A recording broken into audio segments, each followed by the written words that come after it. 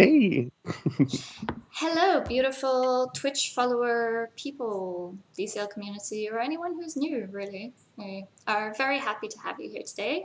Welcome to What the Quad by DCL. I am your host, Jess, who hosts. And we have some really cool guests today.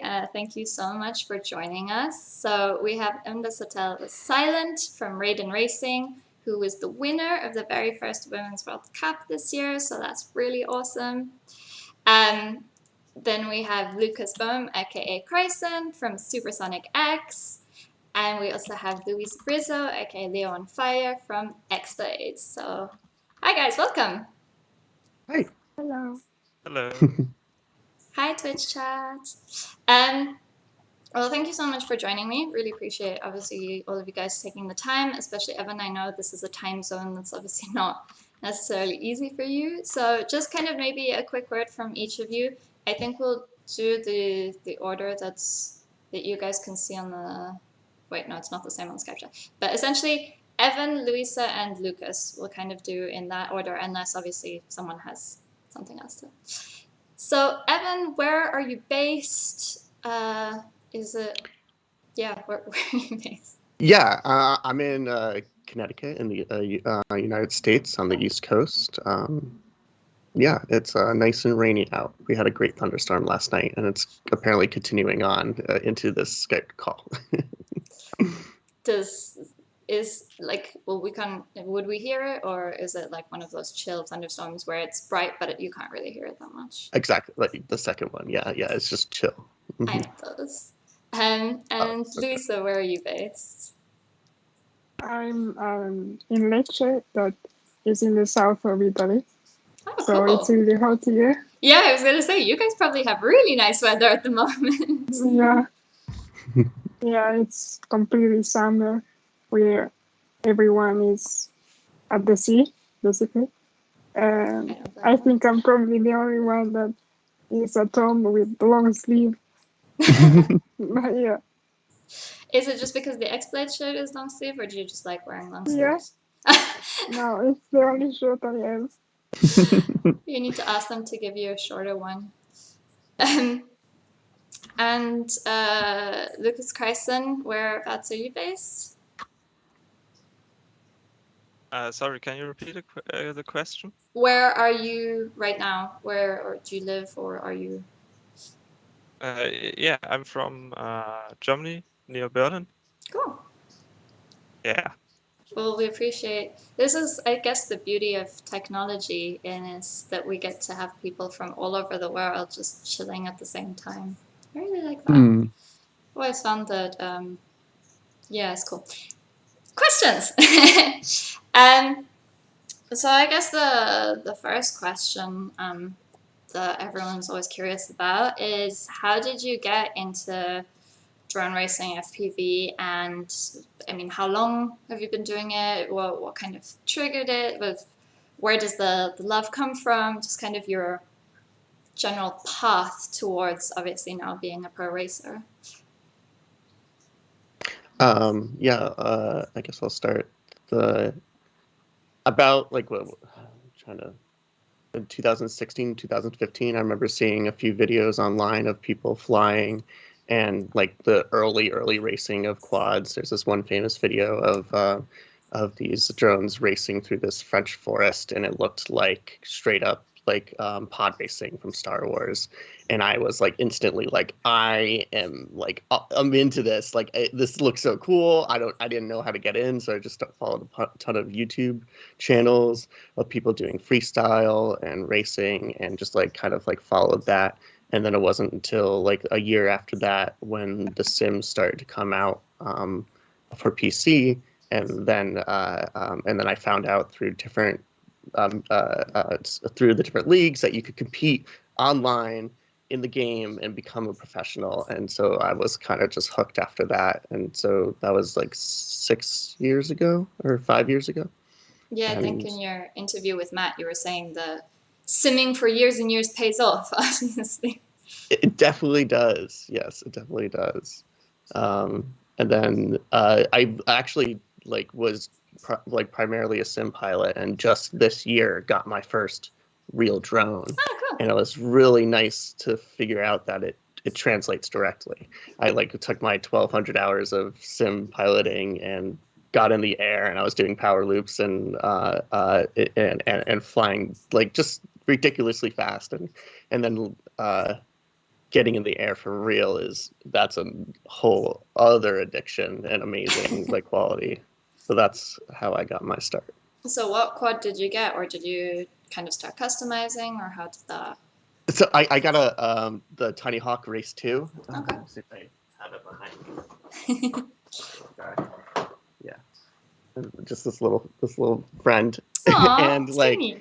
and it flies like a 5-inch, and it's just I got hooked. I broke an antenna, and now I have like an actual 5-inch coming in, and now my life has entirely changed, and I will have no money ever again. I think that is a feeling that pretty much any drone pilot feels very, very deeply. And Luisa, how about you? How did your journey start, and when? Okay, well, that's a good question, because I can definitely say that FPV changed my life, because I'm affected by spinal muscular atrophy. So basically, my problem is that I can't move properly, and every movement is very difficult for me. So my father had the idea to give me a drone, a little drone, to start flying and move my hands. And I started flying just to chill as a therapy. But I've always loved sports in general, and in particular racing. So by chance, I discovered on the internet drone racing, and I knew that it was my sport. So I started in 2017. So it's been nearly 5 years. Wow, that's awesome. And did you, so you started straight away kind of like racing in real life, or did you also do like Silent and start with sim first? No, I started in real life. Okay. I didn't have a simulator. I tried something, but I didn't really like it, so I've always preferred real life racing. But I know it's now it's needed to train on the simulator, so I try to practice as much as I can. But when I can, I always fly outside.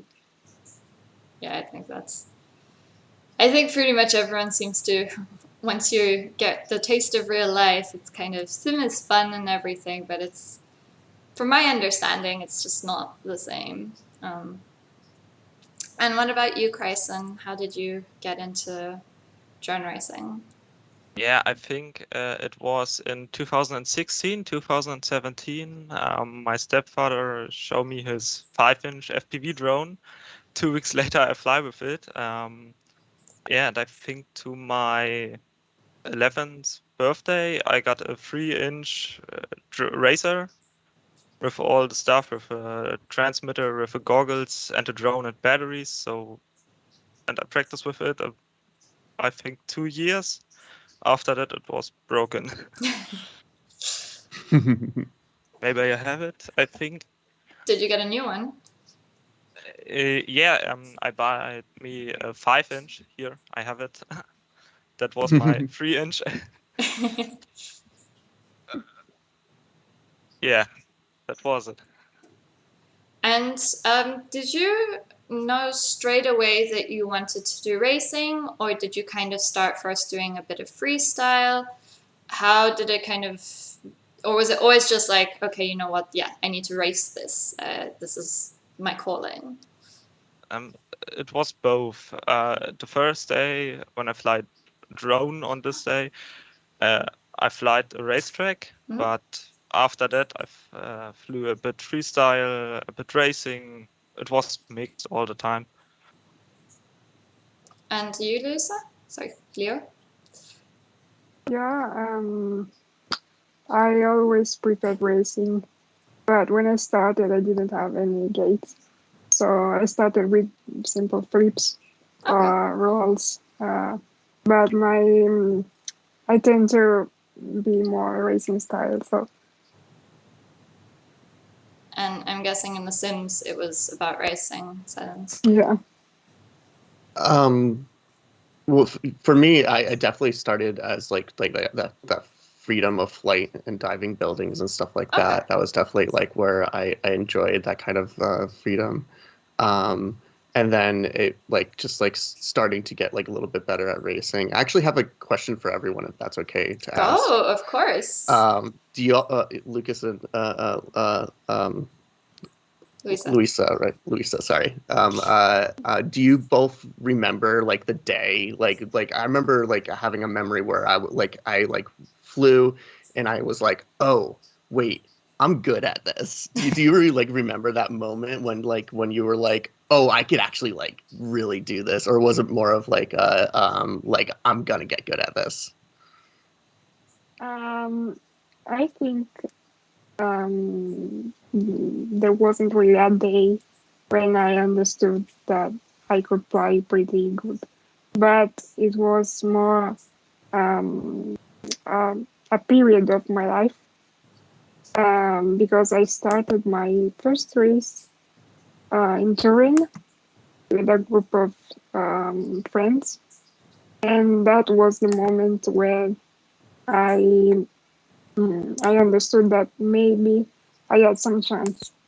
So It's really yeah. cool. What about you, Lucas? Do you remember like the time? Yeah. No, I don't think so.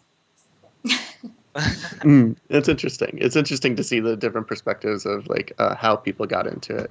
Because I definitely like personally had this I just remember like I forget like when it was in particularly of I think it was just like this one day when I just got like better and better and better at this one track, and I realized I was like, oh, like I could actually like like I have a chance at this. Like I could like this is like a place in my life I could see myself like pursuing. I think, I mean, it's not drone racing because I think, as everyone knows by now, I could not fly a drone to save my life. But although I don't know if I'm in the life-saving situation, I'll probably figure it out. But this is kind of a general thing in hobbies. One of the moments that I remember having was when I looked at the stuff that more advanced people were doing. When I first started, I'm looking at it, I'm like, oh my God, that's impossible. I can never do that.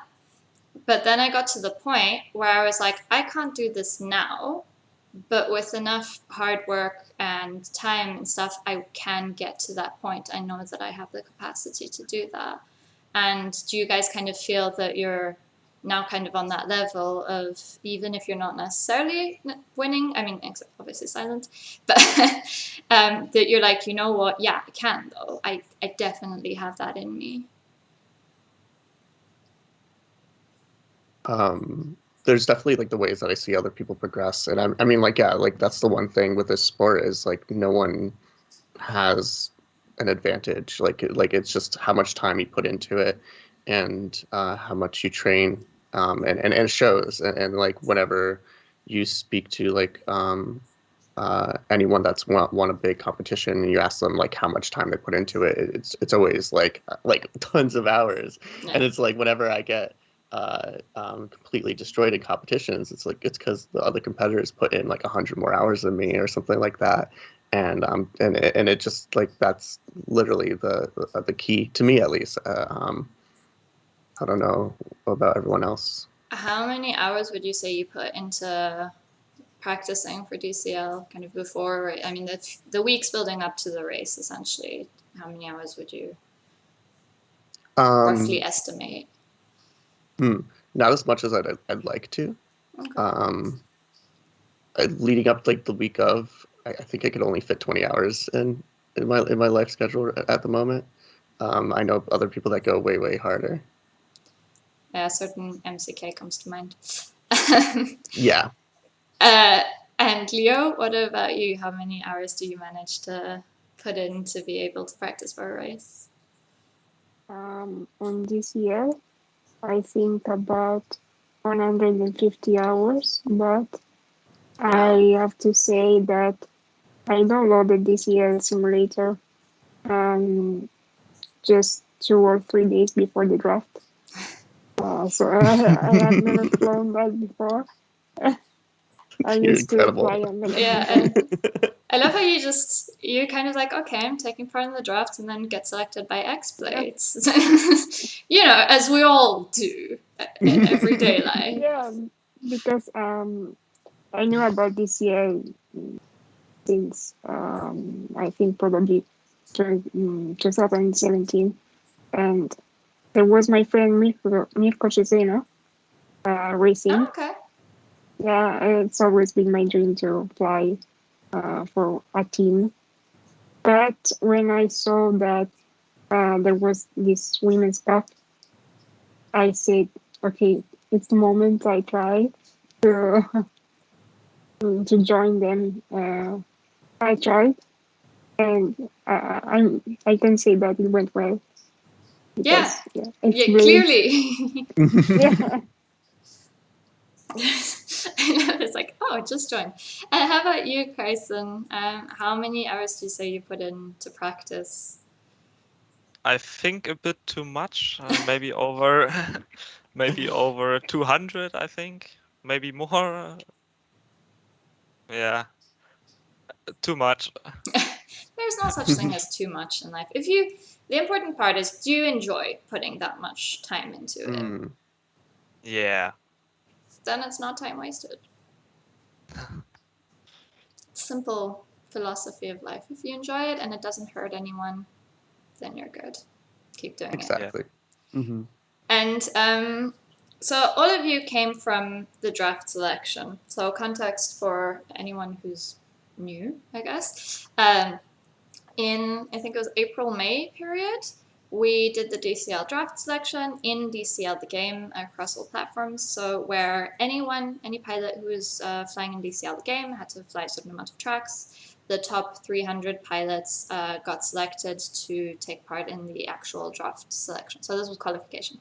Then they had 24 hours, so this top 300, to race in this draft, the actual draft selection race. Again, within the game, because unfortunately we all know pandemic, etc. And then the teams had the option of the top 50 from that race to be able to select essentially as many as they wanted to join their team. So we have 7 teams, and these 3 amazing pilots got selected as a result of that. So Silent was selected by Raiden Racing, Leo by XBlades, and Cryson by Supersonic X. So Silent and Leo ended up joining their respective teams to be able to race in the Women's Cup, so the DCL Women's Cup, which is our women's tournament this year, which is super exciting and I'm a big fan of. And then Cryson got selected to then join the World Cup, which is also open to everyone. Just to remind, we're not discriminating against women.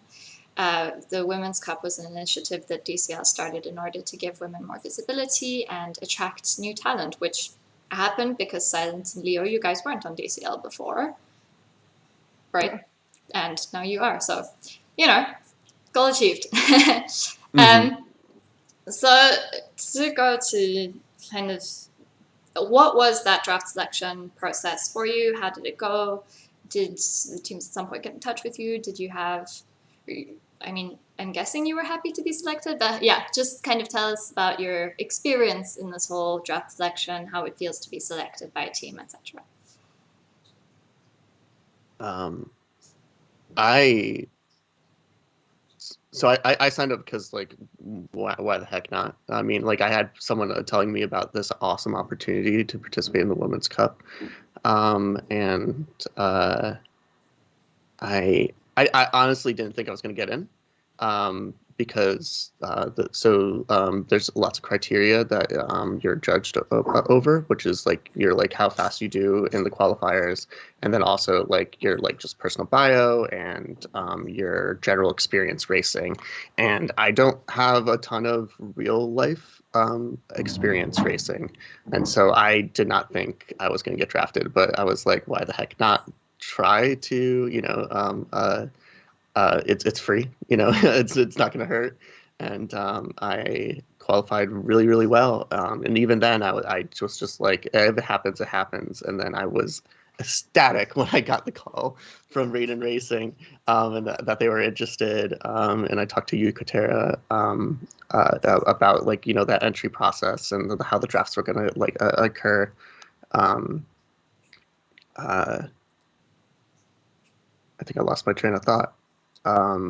You went on to, yeah, I lost your train of thought. Yeah. Basically, you did the draft, and it was great to be contacted by you, and then to after your hard work and stuff, obviously be recognized and be able to join Raiden. Is that kind of a summary? Yeah, exactly. I mean, it was really wild to think that, like, you know, I to be able to become professional through the means of what is essentially a video game, even though it's a simulator. It accurately depicts like what flying is like in real life, and I've proven that by taking my sim hours and going into the real world and flying and being like, oh, it is 1-to-1. And so it was kind of like a really amazing, affirming in many different ways, but affirming that like I do have the skills to do that, and I can't actually race. It was really I'm blown away. My life is wild. I don't understand why I'm here. Like it's like, I mean, to be fair, you won, so I'm pretty sure everyone now understands why you're here. Yeah, I guess so. It's just like if you told me like 10 years ago that I'd be a professional drone pilot, I've been like, that's crazy talk. Like, you know, going from like 10 years ago of like not knowing what a drone is to today being a professional drone pilot is just like super freaking cool. I'm very happy. I'm very happy. I feel like I semi-understand, because before joining DCL, I barely had an idea if the drone racing was a thing, and now I'm hosting a show about drone racing, so progress. Cheers. Mm-hmm. And Leo, how did the draft process go for you? So obviously you joined like straight away. How did you hear about DCL and the draft selection actually? I remember that I saw a post from Instagram, and I saw the women's cup. At first I panicked because I didn't have a computer that could be very good for DCL, and a connection that was good. So it was very difficult, but I really wanted to do that. So I made it possible, and I wanted to try. Honestly, I didn't expect anything because I didn't want to be disappointed. So I really just flew like 4 or 5 hours every day to improve my times. And I was contacted by XBlades and Spain Drone team, but I didn't want to believe it until the end. So yeah, you know how it went. Yeah. Well, congratulations, I guess. In the end, you got selected as well. Thank you. And Cryson, how about you? What was the kind of process for you? Yeah, for me, it was the draft selection was, I can say that it was really hard for me to fly really much, sometimes 6 hours a day. Put in the hours. Yeah. Mm-hmm. I mean, I'm a student, I'm all the time at home, so I can put the time in this. Yeah, but I think the time was okay. I mean, now I'm in a team. I'm happy. So, what position did you end up finishing, Cryson? Just show off. In a 24-hour race, it was place 7, and in the qualification, I think it was place 10. I mean, Yeah. good playing. That's excellent. Obviously, It's incredible. Yeah, I think. I mean, it's clear to everyone. All three of you deserve the spots in the teams where you are. So you know, congrats on that. We're really happy that you guys are here. I love it that every year with the draft we get some new pilots, and it's always such a pleasure getting to know them and just watching them fly and watching them grow as well. Because obviously, like you said, all of you you're kind of relatively new to DCL, some a bit older and newer, and watching, you know, between when you joined and now you're in a team, you're racing, it's growth. I love growth. It's nice. And this is more to Silent and Leo. So you two took part in the Women's Cup, and how was that? I mean, well, what did that feel like? And for those who don't know, spoiler alerts, I have a Silent 1, but Leo just behind her. It was a close one. Really put on a good fight there. So I'm looking forward to more competition between the two of you, because I think both of you are going to blow it away. So yeah, how did that feel? And how do you feel about each other, I guess? I'm scared of you, Luisa. I am just like blown away by your talent. The fact that you now hearing that you had barely flown the sim and then you got into the draft, I'm really scared. The first race was awesome. It was surreal. I had a moment like during the practice rounds, like right before we went live with the race. I was like it hit me like in that moment. I was like, oh wow, I'm actually doing this. Like I'm actually like racing in a competition and like, but you know, to fight for a title against all these amazing pilots. And I definitely so like right before I went, we raced. Raiden had just like got the second place spot to go into the finals, and so I was riding that energy, and like that's, I feel like, what gave me the confidence in order to perform as well as I did. What was the question? I keep on getting trailing off. How did it feel to join the Women's Cup in your first race at DCL? Yeah. To show up, to be accepted, and to feel like I'm representing a side of drone racing that I don't feel like gets enough attention was a really amazing feeling. Yeah. And kind of the response that I got from other pilots afterwards has kind of like echoed that I'm like, oh, this is a really cool thing to do. One for myself, but for all the people out there that like I feel like I have to show up for, and kind of like be like, hey, like we could do this, like it's our time, you know, like we have a place here. And yeah, I think that was really cool. Just a quick point, because I have a follow-up question, but I think one thing that we'll continuously say is that DCL is all about opening to everyone, and we want everyone to be represented within the community, within the races, and it's super important to us. So it's really great to have so much diversity, and all of you representing different parts of the world, different communities, etc. And we really love that. But kind of follow-up question to that is, so you were saying you were riding the wave of Raiden's energy. Do you guys have like a background, like kind of group chat? I think you work with TeamSpeak, right? And do you kind of all kind of chat together of like, yes, we can do this, and that they were cheering you on? Could you kind of hear that?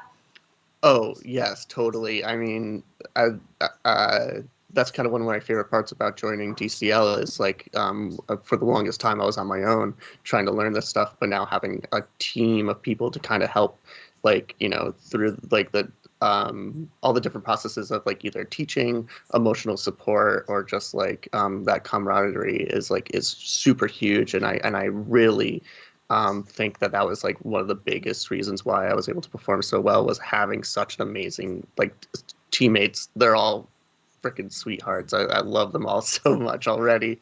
Shout out to Raiden. Yeah, for real. Love you all. And Leo, how is it for you? How's it on your side? So it's your first virtual competition as well. So how did that feel compared to real life? And yeah, the first race was a lot for me, and I was listening to my teammates that were winning every race, and I wanted to do my best. I was impressed by Evan. and I'm sure we will have some great battles. We were so close, and it was really fun. I tend to make more mistakes on the simulator because in real life I hardly ever make mistakes. Like on 20 batteries, maybe I crash one or twice, once or twice. Yeah, so it's a bit different, but I'm training for this, and I also waited for 6 or 7 hours or maybe more, so I was even a bit tired. Yeah. But it's a big responsibility. But it's DCL, so it's good, and I'm happy to be here. I think you definitely made your team proud. I think there was absolutely no argument there, and you were obviously great. I love how you're like, oh, I made mistakes. It's like, well, they weren't that bad, really. No one noticed. I mean, both of you, I think Silent will agree with me here. She said it herself. She's scared of you, so you're obviously doing well for yourself, I think, if you can intimidate people like that. And Cryson, for you, this having a team, being part of a team, do you feel like that's influenced you as a person and also your racing style, or do you feel like it's helped you grow as a pilot? How has that kind of impacted you? You mean the draft or the races? No, just in general, since you've joined Supersonic X, how do you feel like? Do you feel that that's impacted you? And if so, do you think that it's helped you grow as a pilot, or are you just like, nah, I'm still just as good as I was before? Yeah, it's like before, so Fair enough. not faster, not slower. It was probably the same. Cool. As long as you keep it up, I guess. Cool. Do you guys have like questions for each other? Because I know the Silent asked one earlier, but this is like I know I ask a lot of questions, but obviously if you guys are curious to get to know each other and know each other's opinions on things, everyone I'm sure is more than happy to hear it. So if you have questions, feel free, go for it. But to kind of follow up on what you were saying, Luisa, that you crash more in the game, I think this is a sentiment that's been, or not more, but kind of. We've asked this question a few times about the difference between simming in real life. And I think a lot of pilots seem to kind of agree that in real life you'll be a bit more careful because crashing a drone obviously is not the same. Yeah, it doesn't have the same consequence if it's on a screen as if it's in real life, I think, from a cost perspective, but also on how it changes your race. It's a lot easier to put, your drone back onto the thing within the sim rather than once you crash, you're out. You have to go find your drone, sometimes in a pool and pond. Or it's quite funny in these DCL races because they're a lot in like real life locations where there's loads of things going on. Some drones are just not found because they end up somewhere where we're just like, okay, well, we kind of give up on looking. There's a lot of water. A lot end up in the water. I think Matt was saying one ended up in a wall somewhere, that it went so fast it lodged itself in the wall of a building. I mean, trees and things like that are relatively common, but that's obviously a different level. So in terms of experiences of crashing, I think more in kind of real life situations, what would you say is your worst or possibly most memorable crash that you've ever had?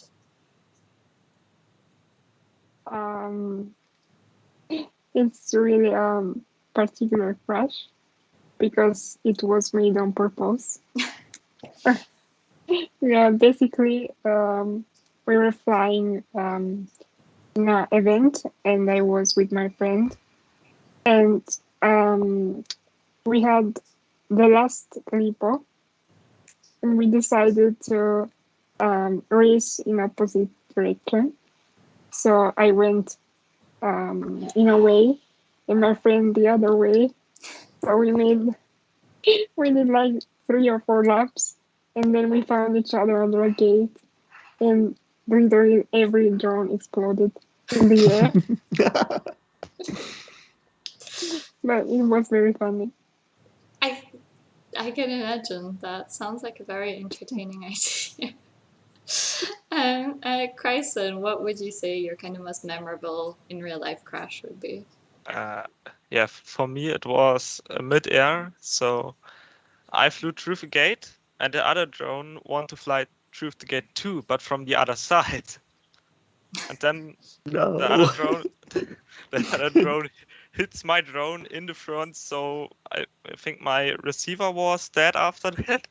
A prop. Yeah, and the Vtx antenna was a bit broken, but yeah. Follow-up question, what's a Vtx antenna? What? Antenna? Vtx? Yeah, is it like the brand of the antenna, or is it like a special kind of antenna? It was, I don't know what it was. Oh, so is it the antenna? That's the thing that, like, from your transmitter, it receives the signal to control your drone, right? Yeah, right. So for us people who don't know how drones work, we are learning together as a team. You guys are my teachers. I'm learning a little bit too there. True, yeah, you're new to the world of real life drones, I guess. Real life drones, yeah. It's always been such a scary thing to approach. I don't want to deal with troubleshooting. I just the sim is so much easier. I've been spoiled by the sim. You don't have to worry about your battery exploding. You fly for 5 hours straight, and it's gonna be a huge learning process to try to get into the real world. I mean, I know my skills are there, but the in terms of the actual build and again, troubleshooting, it gives me nightmares. I haven't even started, but I've just seen and heard horror stories. I don't know if you, Luisa, or Cryson, have ever dealt with just not why won't this work?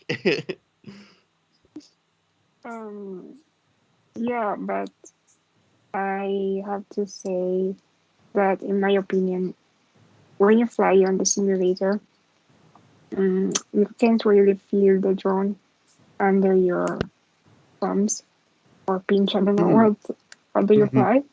I personally fly with thumbs, so I see that when I fly in real life, I can feel my drone like it's my body.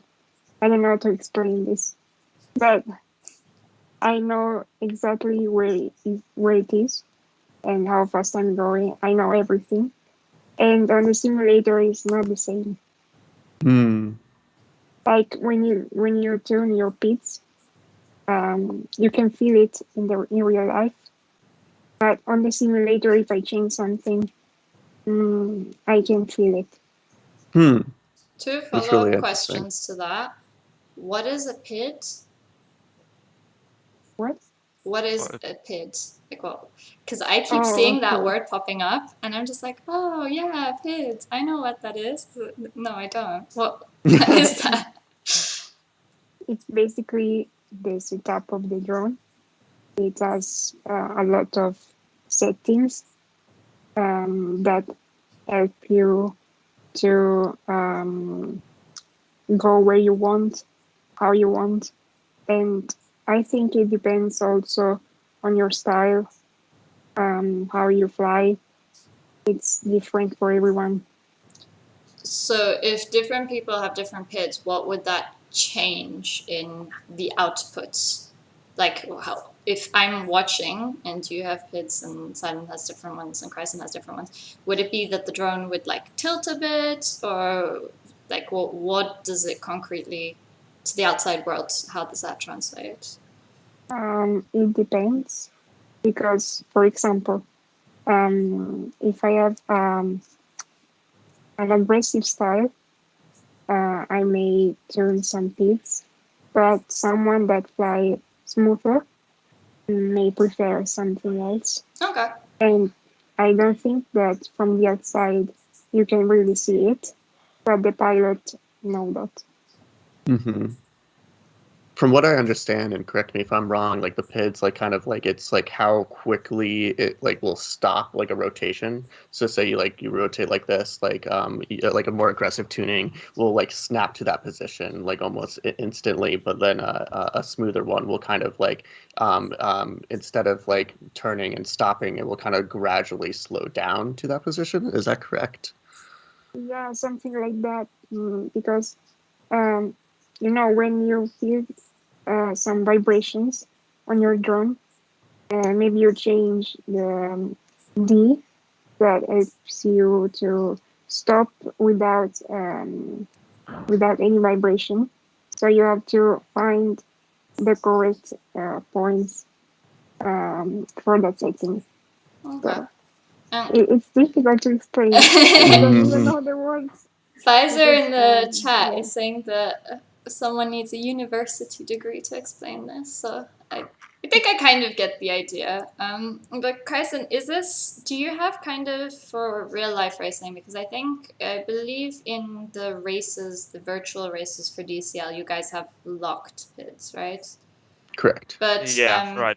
in real life, or actually in the game when you're not racing kind of officially, do you have a locked kind of setting and you always race on this, or do you kind of adjust it depending on where you are, what things are like, or is it, how do you kind of work with that?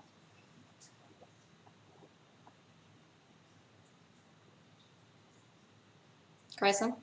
Oh yeah, sorry. Yeah, in real life the pits are default pits all the time. Yeah. You're just So whatever. Oh, sorry. Yeah, I use default pits all the time. okay. And on DCL the game, when you're not doing the real life races, do you tinker around there, or do you leave it on default as well? And DCL, then I use the locked pits. Okay. Yeah, because you don't want to get like used to anything else other than what we are going to be racing. Otherwise, I feel like personally it would throw me off. Fair enough. And is it the same for, Silent, you're new, I guess, so how have you been getting on with that part of in real life droning? Have you kind of just been doing the same, just going default, or have you been kind of experimenting? So with my one home the pre-built drone, I just leave it as is. It's such a scary, almost ineffable quality that I just don't have the feeling for yet. I'm excited to when I'm starting to build my own drones, actually getting into that nitty gritty of putting it in the air and just kind of Luisa said was what vibrations in your drone feels like. I don't yet, I don't know what that feels like yet, and so it's almost like muscles that I have not trained to kind of experience, and so I'm excited for when I do have a 5-inch that should be coming in this week to kind of tinker with that and kind of identify what the PID stands for. Its values for P, I, and D. I don't even know what those stand for, but I'm so excited to tinker and mess around with it. Does anyone know what that stands for? Yeah, I know that in Italian, but in English I don't know. What is it in Italian? So, proporzionale integrale derivato. So I think it's similar in English. Probably, but I'm not sure. I have. Cryson, do you know? No, maybe use Google. Twitch chat, if you guys know what PID stands for, feel free to go wild and school us all. The English version, because we love Italian, it's a gorgeous language, but I don't understand it. I try. Every time I'm in Italy, I try really hard and they just look at me and they're like, no, you're just not getting it. Yeah, it's difficult. So I think because we have a lot of accents. So if you go to Milan, you hear something, and if you go to Rome, you wear something else, so it's very difficult. Cannot tell the difference at all. Like I have Italian part of my family, and so I go to Milan, to Tuscany, and whatever. And every time I'm like, this all just sounds the same to me. But I am an uneducated person, I guess. So the same question to you actually, Luisa. When you're oh, sorry, we just got the answer. PID stands for Proportional Integral Derivative. It's part of a flight controller software that reads the data from sensors and calculates how fast the motor should spin in order to retain the desired rotation speed of the aircraft. Thank you, Melissa. We appreciate that. Well, we the people who don't know these things, you guys know. So Luisa, what to you when you're doing real life racing, do you have kind of PIDs that you always work with, or same thing, do you kind of switch them around? Let's say that I always fly with the same setting for all the year. I work at it for like 2 or 3 months before being sure that it's good. But on the simulator, it's completely different, my setup. But I always fly the same. Like I choose something, and that's it. Okay, that's cool. And that's you were talking about thumb and pinch. So question to all of you: thumbs or pinch? So I think thumb is basically, so transmitter has like 2 little sticks, right? They're 2, right? So thumb, I'm assuming, is you press your thumb on it and you kind of move it like that, and then pinch is you do that and move it like that, right? Oh wait, you guys can't see me. I forgot this part. I can see you. Yeah, I can see you. So, oh, that's stupid. But this is thumb. Okay. And this is pinch. Yeah, that's roughly what I did. 2 fingers, yeah. So what method do you prefer to fly in? I fly with my thumbs. I actually even have gone, and some people say this is sacrilegious, but I've gone on to get the actual thumb pads for my controller. I mean, that's fair, because surely you end up with like bruising or something on your thumb. People like, and no offense against anyone, they have will get these like divots and holes in their thumbs from like pressing into Is that what you have, Luisa? Yeah, and I was just like, coming from a gaming background, I was just like, I don't want to use just the middle of my thumb. I use the whole of my thumb, and so when I push up. Let's see if I could demonstrate it. Like when I push up, I'm using the bottom of my thumb, and I pull down, I'm using the tip of my thumb. And so I like roll my thumb up and back and forth like that to kind of. But I mean, I'm sure it's just however everyone's brains, because what you're doing is you're programming your brain to be able to like interface with this thing, and so you pick the one thing and you stick with it, and eventually your brain gets better and better. But Twitch chat, feel free to vote if you're thumb or pinch crew. Just go wild. Lisa, which one would you then be? Yeah, I fly thumbs, and as Evan was saying before, I often get my thumbs hurt because sometimes I see that there's almost blood on it, because I don't know why, but I tend to push on the throttle, especially on the simulator, because I go full throttle and I want more, but I can't. So I keep pushing. But yeah, I printed something on my 3D printer, so it's better, but it's almost the same. Like I found my thumbs with some circles on it, like red marks. Are there like special gloves that people can wear to maybe make that less? Is that a thing? I feel like you lose that interface, that like one-to-one, Okay. like every little movement that you're doing is like sending signals to your brain, that like, so like I feel like gloves you would do it. I mean, again, if you had gloves, you would have to do it every time. Otherwise, switching would just that little thing would just throw you off. Fair enough. Cryson, pinch or thumb? So yeah, now I fly with pinch. I think for 3 years. Okay. So, but the first time, in the first 2 years of FPV, I fly only thumbs. Then I tested pinch, and I feel, oh, I have more control of the drone. And after that, I was happy, and I use it now all the time. So. And do you feel like, so with thumb obviously is that you get the hole, but with pinch, like surely your, what is this, your wrists end up being sore? I feel like, would that be kind of a problem, or you don't really feel it? Nothing. I feel nothing. Fair enough. I mean, if it's not painful, I guess. Maybe it's use. When you get old, you start seeing everything starts hurting, even if you make like minimal effort. Yep. Yeah, I don't even feel like I'm that old, and sometimes I wake up in the morning and I'm like, oh, my back hurts. I'm like, no, it shouldn't yet. I still have time. Yeah, same.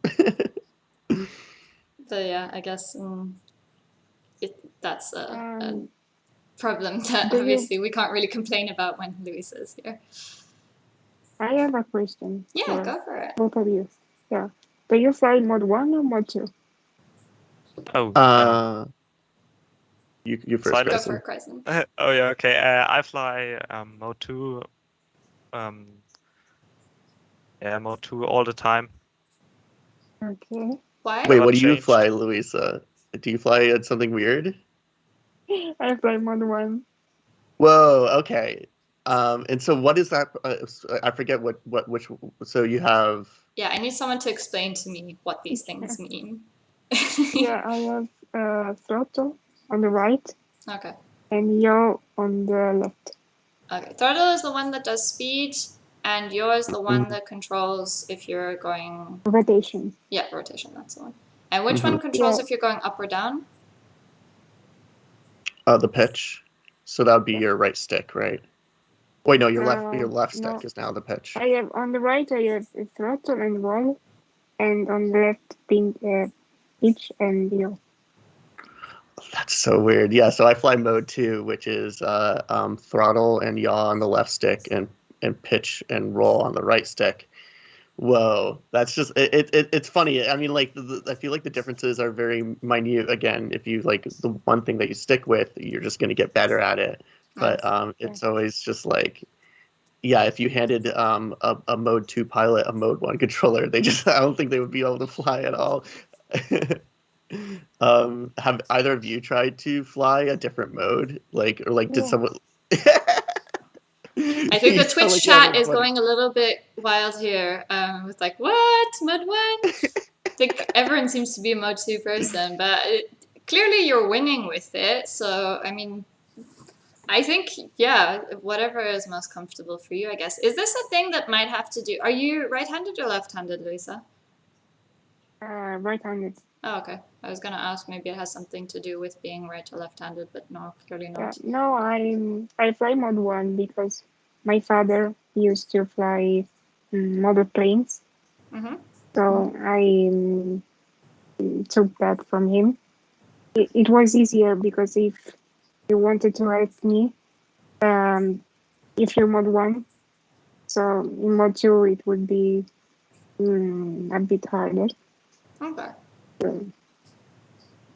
Once I tried to help my friend that flew mode 2, but it was impossible because I kept saying in my mind, okay, you have throttle on the left and pitch on the right, but no way.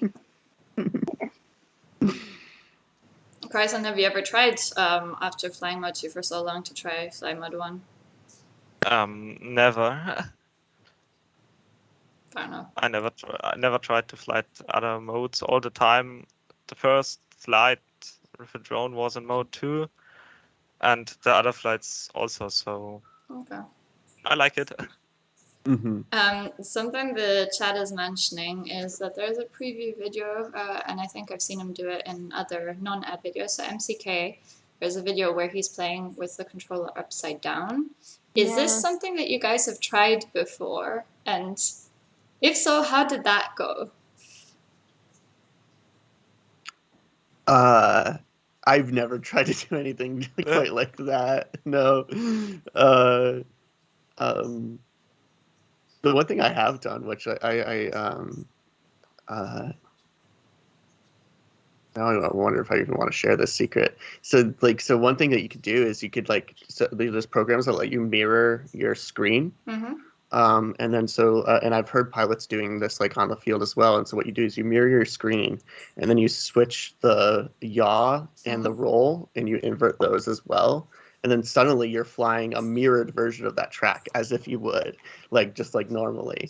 And it's I've heard of pilots in the field doing that, where they just like mirror it in their goggles, and then they switch the controls, and it's a way to say you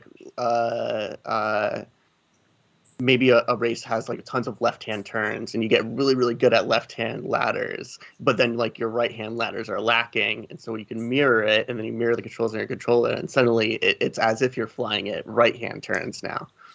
Okay. So that's the closest I've done to like doing weird things with your controller. And Leo?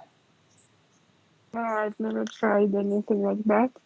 But once I found my drone with mirror activated, and I didn't know it, so I started flying. I wanted to go left, and it went right. It was a bit weird, but no.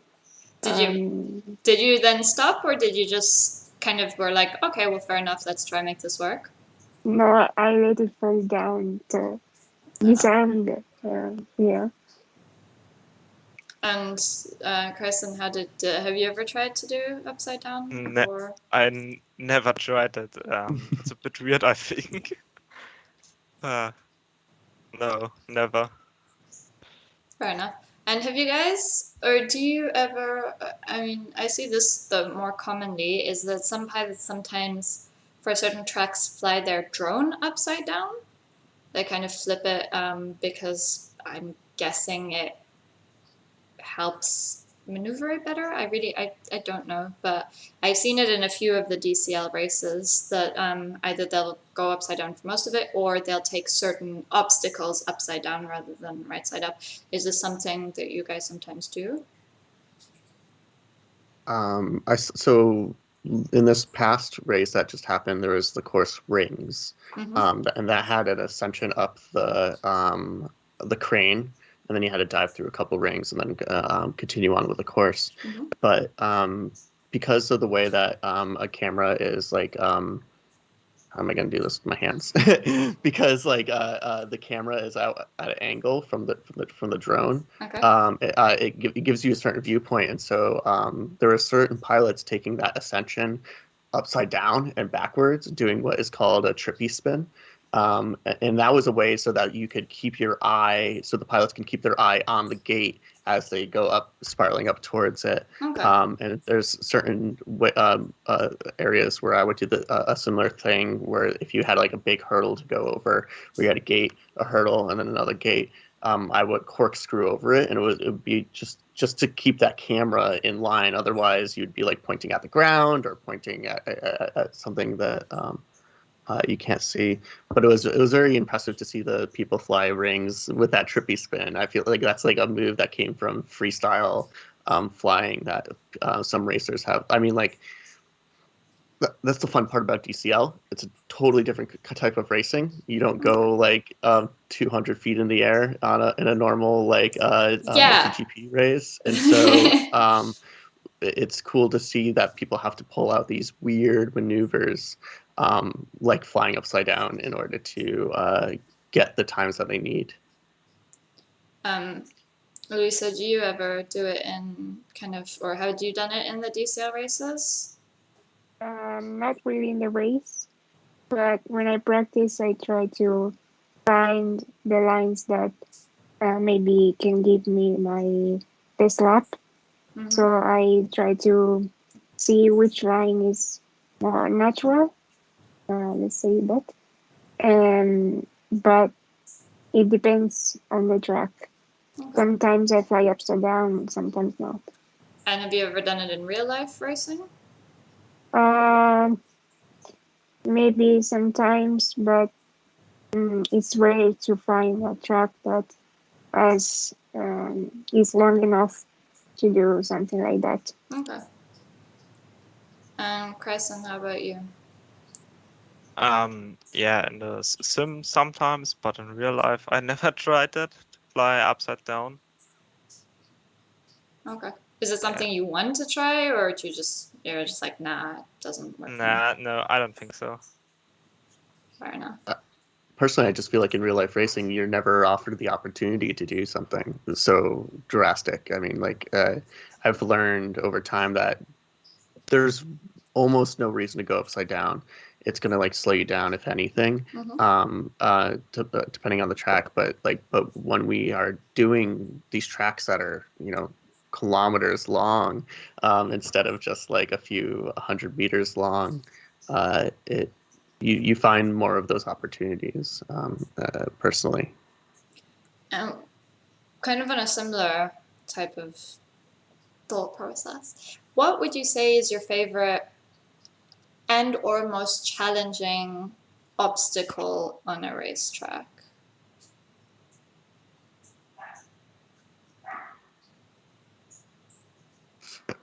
Hmm. And if you need time to think, I can ask Lisa. Yeah, yeah. You want to go on to Luisa? Lisa, do you have Yeah, maybe some obstacles are a bit harder, but I don't think I have more difficulties to do something rather than something else. Maybe it depends always on the track, but there are some gates that you need to take in some ways. Otherwise, you lose a lot of time, and maybe they change your line, so it's important to do it in one way. Maybe it happens when you have a three gate. I don't know if you call like that, but basically three gates, everyone next to each other. So it's important to be very tight and fast, because maybe if you do the power loop too high, you lose time. If you go too large, you lose time. So it's important to take the right line. And do you have an obstacle that you would say is your favorite, or that you enjoy, or where you're like, yes? I think the dive is fun, but it can be very difficult sometimes. It depends how you have to take it, because maybe you come from a way and it's easier. Maybe you come from another way and it's more difficult. So it depends. Another obstacle that I like, it's the ladder. Oh, cool. You have to be tight also there. I feel like a lot of pilots seem to say ladder to this question. What about you, Cryson? Yeah, my favorite obstacle, I think, is also the ladder and the dive gate too, sometimes. Yeah, that was it. Do you have one that you find particularly challenging when you have to do it? At the moment, not. That's good. So it's practical. Mm-hmm. Evan, any thoughts to add to this? Yeah, so my favorite obstacle is anything that makes you do like a large corkscrew. I mean, so I come from like sim racing, like solely, and so like I've only ever flown these big kind of like extravagant tracks, and so I love like large maneuvers, anything that is like just um, different from just like a regular like 180 turn or 90-degree turn, anything that kind of uses elevation and kind of like makes you do kind of like loop-de-loop kind of like things. Those are my favorite. I mean, like kind of feeling of flying like a bird. Ladders are fun. They're definitely one of my like, they're challenging, but like it's one of the most rewarding gates where like once you lock into that tight spiral and get it perfect, it is just like one of the best feelings that you can get in drone racing. And then to kind of echo what Luisa was saying with like when you find something that like you realize you're taking wrong, where like the maneuver that you want to do is slower, even though it's like it's like it feels good to do that maneuver in such a way, you realize that that's where you're losing time. And to take your brain and try to change how you're approaching that gate is one of the most challenging things you could do. And so I feel like it's very, very important to understand the kind of repertoire of maneuvers that you can do and to start approaching gates how they should be approached at the beginning, because once you do it the way that you want to do it, it's hard to override that, and then suddenly you are throwing yourself off that line. And so, for instance, there was the dive gate on the Sky Surf. Is that what the map was called? And for the first like good hour of me practicing on it, I was taking like a kind of like a corkscrewing effect where I would dive down and then kind of do a full 360 turn and then fly out of it. And I realized I'm losing like almost a full second doing that maneuver. And then watching the replays of other pilots, I saw that they were doing this thing where they would fly up to it and like quickly turn and dive into it and then quickly exit. And it was just like so incredibly difficult to maneuver, and trying to change. Like I recognized early, I was like, I gotta start doing what they're doing, or else I won't win. And I still struggle on that one. Because like my brain wants to go back to what I was doing originally, and Sky Surf is like I go back to it now, and I was surprised I did so well. I keep crashing there now for whatever reason. Just before I have a follow-up question, this one's addressed to the Twitch chat. If you guys have any questions, feel free to ask. We have our pilots here to answer, so go ahead, go wild. But Melissa just said that they find the split S ladder and reserve split S really hard. What is a split S ladder and a reserve split S? Can someone explain this to me, please? Split S should be like a reverse, and then I think a ladder. But I'm not sure because I don't really know the names of the obstacles, if are correct in English. So. Yeah, like what the split S is, if you are flying over an obstacle and then have to quickly turn around and go underneath it like a 180, right? Or like that. There we go. And then a reverse split S, I guess, Melissa, is what is referred to as an Emmelman. I think I'm saying that right, where you kind of like pull up backwards, upside down, and then you have to like flip over and then fly back straight again. Cool. There's some of the more fun maneuvers, in my opinion.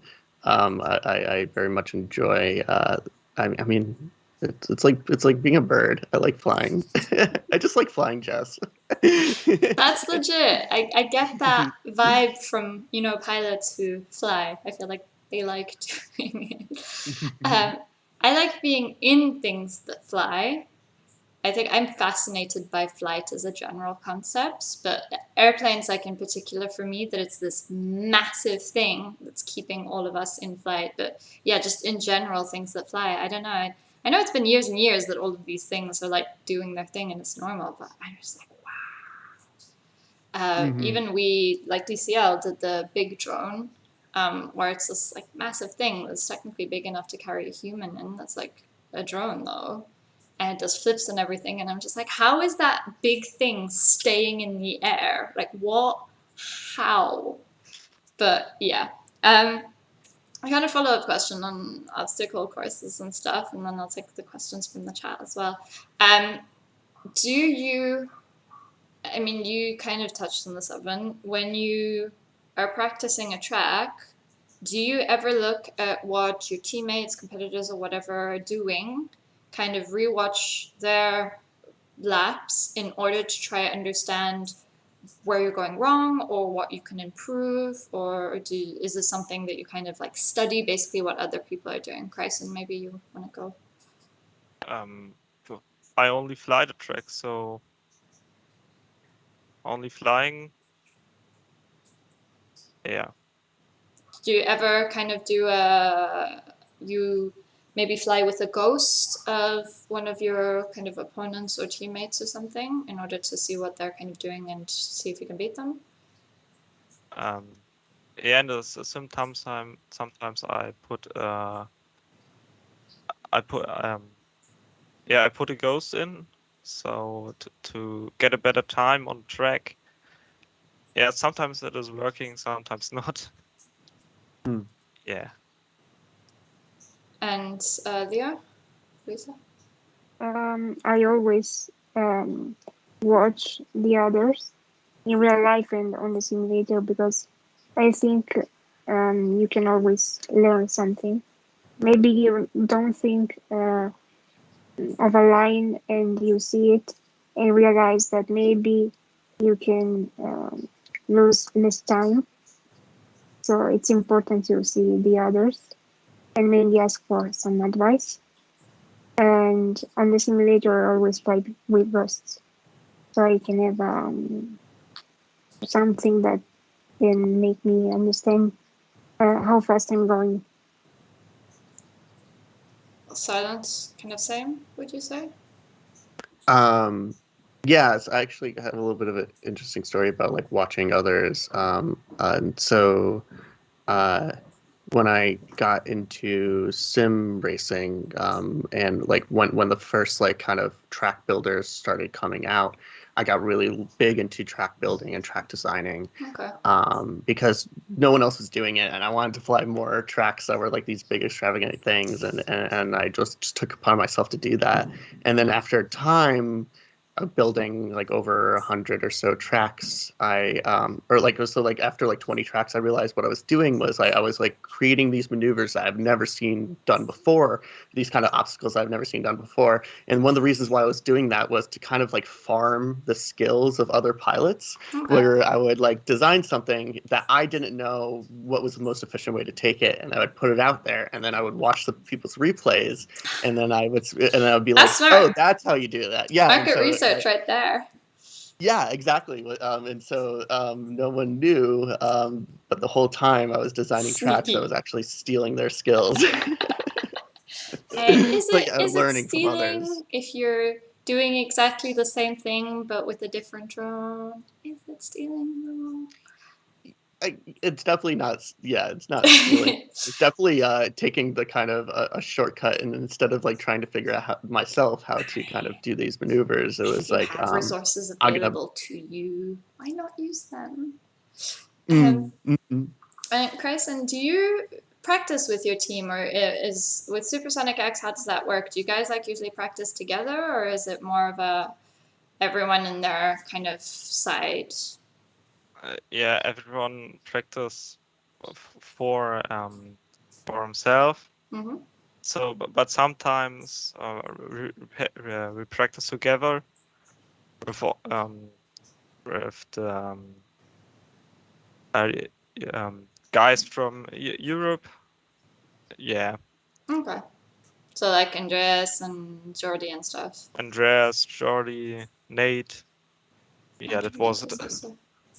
And when you're practicing, do you guys kind of give each other feedback on things you can do to improve or whatever? Do you encourage each other, like how, or are you just there like, let's go, and then you just practice and you're like, GG, and then you go and eat or something? Me? Yeah. I think, yeah. Yeah.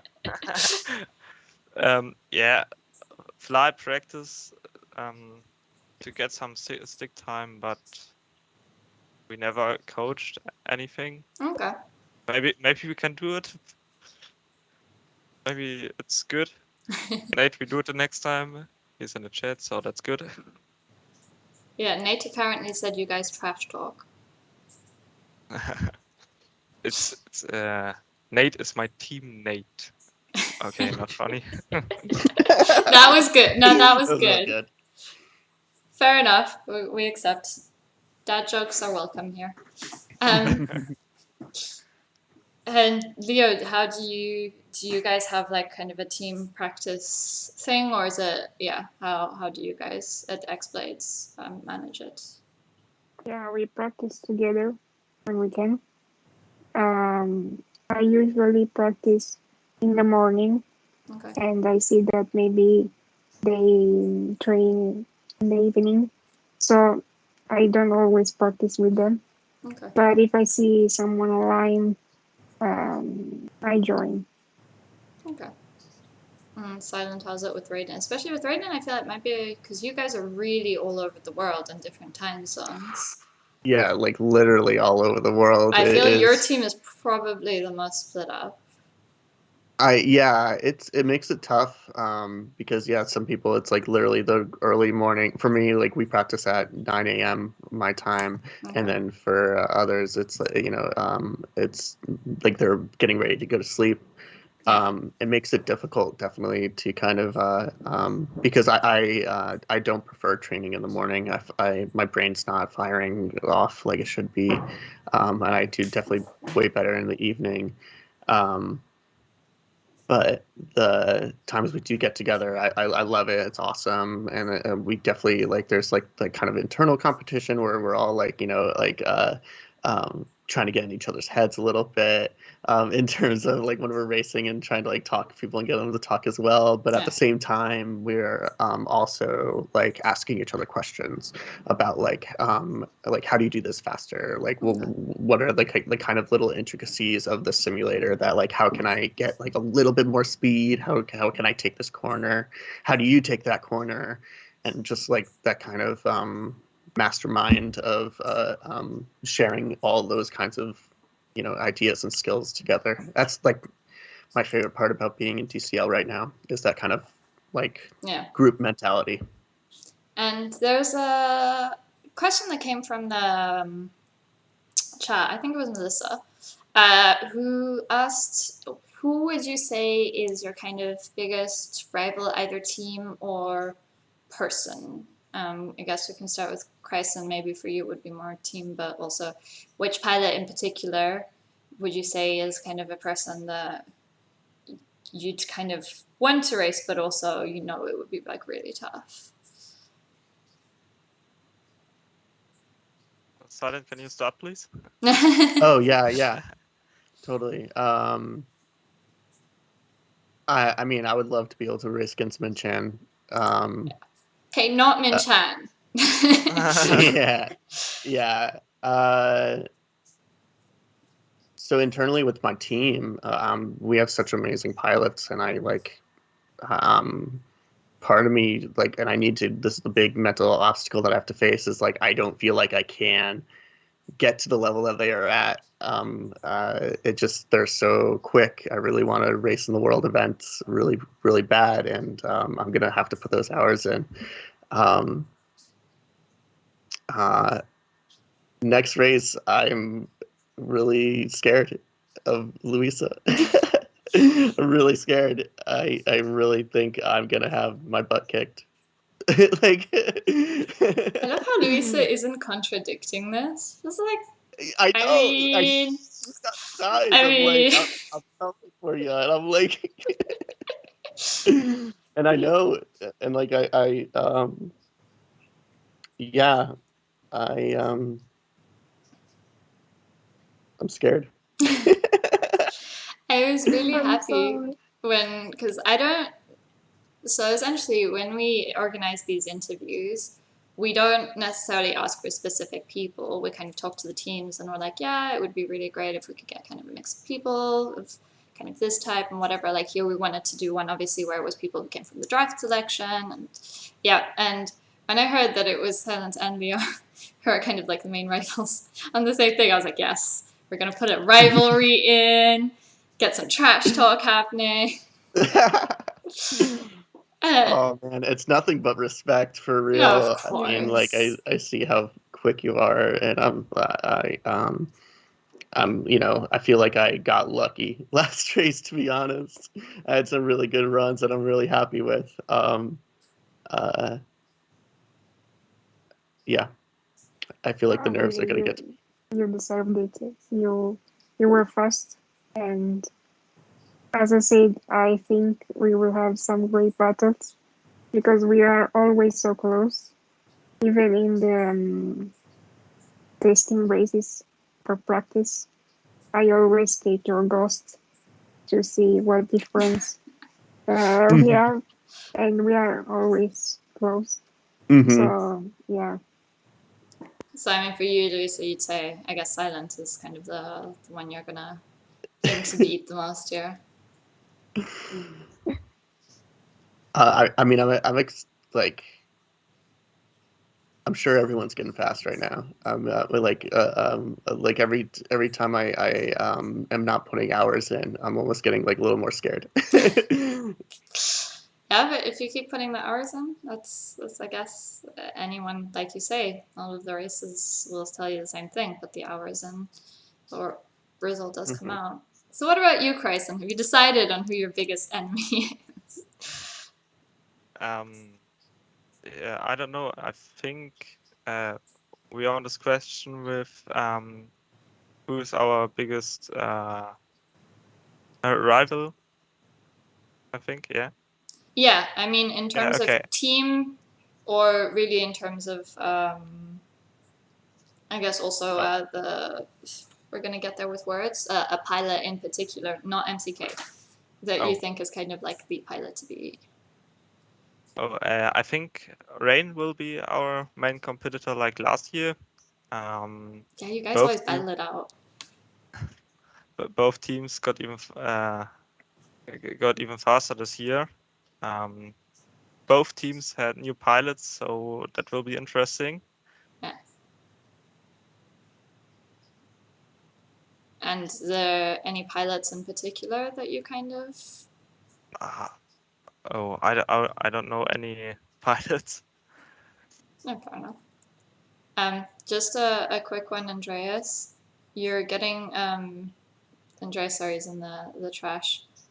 You can't, links aren't allowed on the Twitch chat. I haven't been able to remove that setting, so yeah, you will get like deleted if you add links to the Twitch chat. Sorry. You can tell people to go to Discord and post links there. Sorry, just a quick. Yeah, I saw another question on the Twitch chat, but I forgot which one.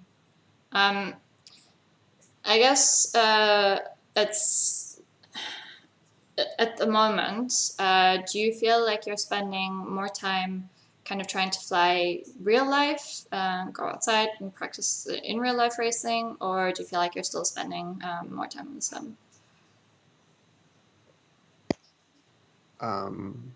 I can start. Yeah. Yeah, go for it. Yeah. Yeah, at the moment I fly a bit more in the sim, but on the weekend I want to fly real life, to practice in real life. So it is mixed in the week. Under the week I fly sim, and in the weekend I fly real life. And where can you go to practice real life? Is there like, are you allowed to go to a park, or is there like a special drone park, or how are you able to practice in real life? We go to a free field. Okay. And then I have, and I can fly there. Yeah. And you go with like friends or family, or? Sometimes with older friends. Okay. Who they fly FPV FPV2. Sometimes with them, or in the next weeks, I think with my parents on the weekends. Yeah. Okay. And Luisa? I fly. I usually fly on the sim in the morning and in real life in the afternoon because I just finished school, so I have the mornings free. Mm-hmm. And these last days, I'm going every day on my camp to practice. But I try to practice on the sim and in real life in the same day, so maybe 2 or 3 hours on the sim and then all the afternoon in real life, or vice versa. Okay. And I mean, I guess for you, Silent, it will still stay more sim, but I'm guessing you want to try more and more to. It's such a tough, and I have kind of have a question for y'all. It's a tough thing to kind of like reconcile, where it's like I don't want to get used to flying anything else right now. Okay. Like I want to like get good at the DCL drone, because I worry that I'll start to translate my like flying other drones into that kind of like I don't want to mess up my muscle memory, I Okay. guess. And so part of me is like, it's time to get out into the real world and do some really awesome flying and kick some butt. But at the same time, I'm just like, so yeah, I guess like my question to you, Luis and Cryson, is like, how do you reconcile the like flying different kinds of drones? Like, do you feel like that has an impact? Honestly, I want to say that at first it may seem that it's different when you switch from the simulator to real life because it's different. But you don't lose your habit, so you don't lose anything. It's just that maybe you need a leap or two to get used to the drone or to the simulator, but then everything comes to you. So I think everything is useful. Personally, I fly Velocidrone, I fly DCL, and I fly in real life. So I fly different things, but all this helps me in different ways. For example, on Velocidrone, I fly 5-inch drone, so I improve something. And on DCL, I can practice for something else, like pre-turns or anticipating, or to be more precise. So there are different things you can practice on different simulator or real life, and I think it's important to have all of them. Hmm. Hmm. Naomi, yeah, for me, to switch from real life to sim, it is not very hard for me now. But in the first time, it was very, very different to fly the 5-inch drone in real life and fly the DCL sim drone. Yeah, but it's a different drone. Yeah, it's a different drone and the sim physics. Oh, So okay. the physics are different, the drone is different, but now it's very easy to me to switch from real life to sim. Okay. And what would you say? So someone asked in the chat, what drone size would you say your favorite is? So, I mean, they gave the options of 2-inch, 3-inch, 5-inch, 7-inch, or whichever inch. What would you say, Lukas, is your favorite size to fly? My favorite size to fly is now 5-inch. All my drones are 5-inch, Okay. so I like it. Nothing is better. Luisa? 5-inch as well. I also have some 7-inch, 8-inch, and 3-inch, but 5-inch is definitely my favorite. Evan? Definitely the odd one out. I personally prefer 7 inches. I like big, heavy, underpowered drones. That's like my favorite kind of racing, which is like so opposite of what the scene had become. And I almost became discouraged for a minute because like 5-inch racing is like this whole different beast of a class of drone racing, because it's just so fast, it's so quick. You could turn on a dime, you could like stop in midair in like less than a second, and it is intimidating. It's very, very intimidating. I very much like carving nice lines and that being like kind of the focus of like being like super flowy. I almost even like, and I kind of want to bring this to um, drone racing, and I don't know how people will feel about this, but I've had the idea of doing limited rate drone racing. So imagine like everyone had like 300-degree rotation on their drones, or even lower than that, like 200-degree rotations. And so it would like so it's and like because like so for example, like car racing like so like how fast you could turn your drone in the air, and right now like people have their rates set to like 400 to 600 degrees per second. And so like in car racing, you have to deal with like your connection with your car to the ground, and you're using the friction of your tires against the ground to do a turn. So that's why cars can't just like stop immediately and turn like on an instant and get around the corner like super quickly. They have to like actually carve those turns. And so I have had the idea of like, what if we can take like that idea of you can only turn so fast to drone racing, where we limit the rates down to like so that you can't turn on a dime. Luisa's like, hell no. I think I could die because I have high rates. I think I don't know the degrees, maybe 800 or something like that. It's 1.45 on pitch and roll, so it's Whoa. a bit high. So if you give me under 300 degrees, you make me die.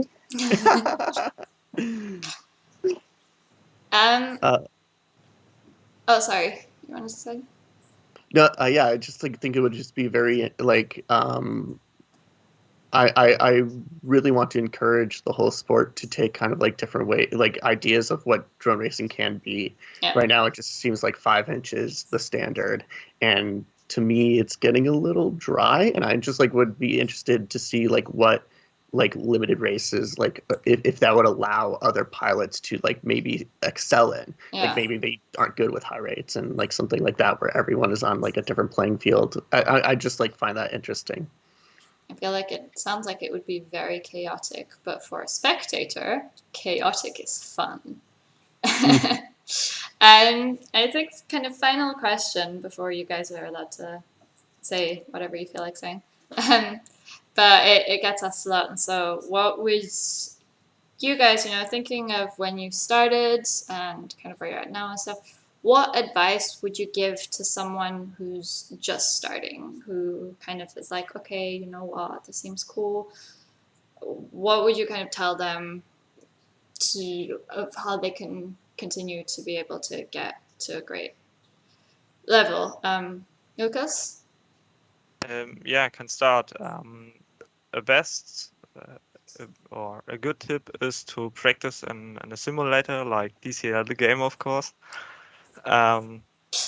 So you can get the feelings for the drone, learn how to fly it, and yeah, then practice on real life. But fly only in acro modus, only in acro. Don't start with Horizon or stable modes. I don't know how it calls. I started with the stable mode, and even that I couldn't get right. So, So on my first 5-inch fly, my stepfather asked me that I need to start with acro, so I start with that. And yeah, it was true. It is better. And Luisa, what kind of is the one tip that you would give? Well, I started with angle mode and Okay. gradually got to aqua mode. But some advice I would give is, of course, try a simulator to avoid a lot of crashes, because at first you can't avoid some crashes in real life. So maybe get used to the drone on a simulator, and after a few hours, try to fly in real life. But most important, join a group, maybe of friends or pilots who can help you and give you some advice, or just to fly with them, because I think it's important to race and practice with the others. Otherwise, you can learn, but slowly. Okay. If you fly with someone else, maybe you improve faster. I don't know. Silent, any advice? I mean, technically you are starting out as well, so. So I mean, I would echo what Cryson said: is start with simulator. Yeah. I mean, I always like knew the years putting in that like I was pretty sure that it would translate to real life. But then when I actually got a drone and started flying, and like I remember like my first flight, even though I crashed like 3 times or something like that, like I was ripping. Like I was like the feeling was like so amazing that I was just like, yes, like the 1,000 or so hours I put in did pay off. But more specifically, and this was kind of like a personal route that I took, is like when you start on a sim, don't start racing yet. Like Okay. like do like I would say a couple hundred hours of freestyle of just flying, getting used to the drone, because I feel like it's easy to get. I mean, but this is like kind of like a personal, emotional like level for me. It's like it's easy to get discouraged when you can't finish a race, or like when like you just like you can't do an obstacle or something like that. And I feel like what was that just? Oh, that is a good piece of advice.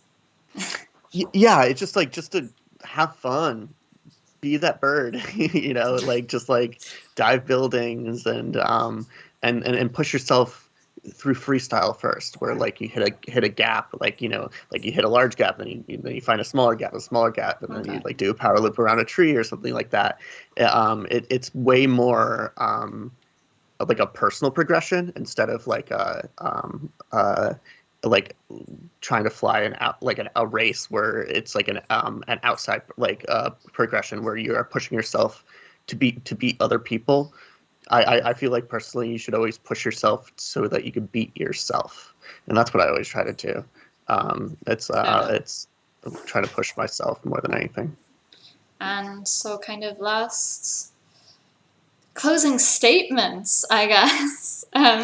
Is there anything you want to add? Any shout outs you want to do? Anything you want to kind of say? Lukas, maybe you want to start? No. Anyone you want to thank? No, cool. Luisa. Yeah, maybe one thing. Because I saw on the internet, or more in general, that some people ask, why do you make difference between men and women? But the point is, there's no difference really.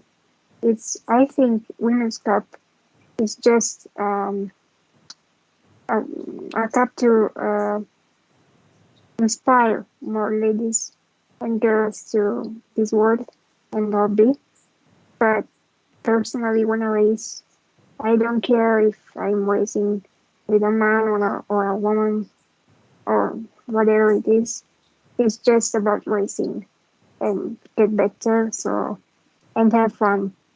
So we have no difference, no physical difference, and that's one of the reasons why I love the sport. That's really It's well just said.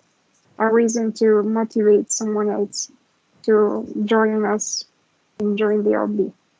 But we all fight together. Very well said. Great sentiment there. See, I keep trying to answer it, and you're doing my job for me. Evan, anything you want to add? I think, like, yeah, Luisa said it really, really well. Of like I feel like the big message of the sport is, yeah, we fly together, right? And it's like, I really hope that everyone in this sport doesn't try to undercut each other.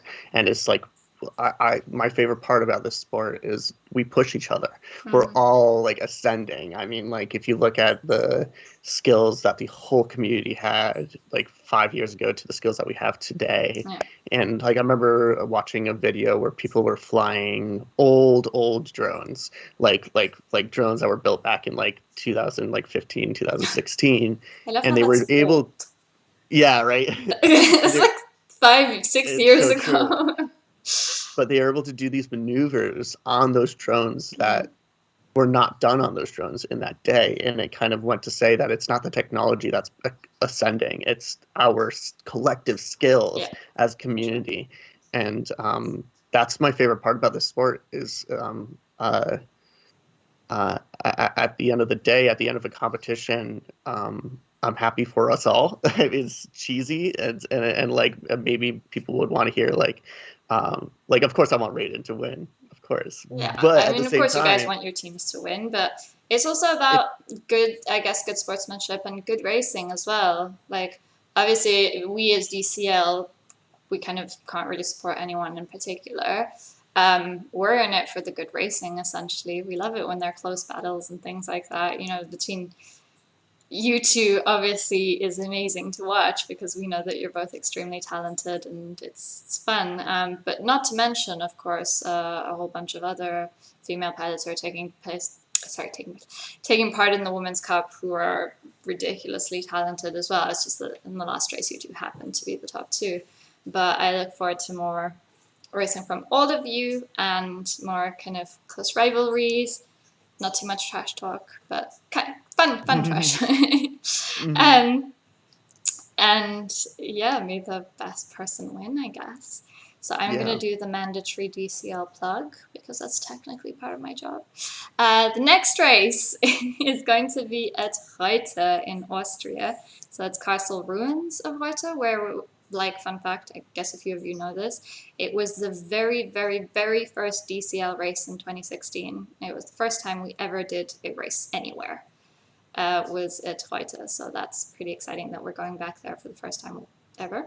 And it's on the Sunday the 25th of July, starting at 11 a.m. 11 UTC. So we're going to be live on Twitch, this channel that you're currently on. So feel free to join us. It's going to be a pre-show with Matt and Martijn. Then we're going to have loads of racing. We're going to have the round robin, finals, the Women's Cup. It's just going to be a super exciting day, so feel free to join us on that. Also, if you want to do what these amazing pilots are doing, you can go buy DCL the game, because, you know, DCL the game is super fun. It's also a great sim to practice on, as all three were saying. If you want to get good at drone racing, sim is a great way to practice, so do that. Right, I'm done with the DCL plugging. We have to a little bit. I mean... Oh, yeah, of course. Is DCL still on sale, by the way? It was until the 8th. Okay. So we are the 8th. So I don't know if it includes the 8th or if it was until the 8th. So you can check on the Steam store. Oh, that's like an alliteration. If there was a 50% off sale if you guys want to try it on PC or Mac, but it's also available on Xbox, PS4, and it's a lot of fun. And yeah, and you get to compete against these people as well. Thank you so much for joining us. So Evan, aka Silent from Raiden Racing, Luisa, aka LeoOnFire from XBlades, and Lukas, aka Cryson from Supersonic X. It has been an absolute pleasure, and I look forward to seeing all of you on the racetrack. It was great talking with you all and putting, voices to faces, and I can't wait for the next race. Yeah, me too. Thank you for hosting this. I was very happy to talk to you, and see you next time. Lukas, do you want to say bye? Or Yeah, I was very happy that I can join What a Quad today. So have fun in the chat. Cool. See you on the racetrack, some pilots. And as Bye. always, to the Twitch chat, thank you for joining us. It's been a pleasure. And JG out. Peace.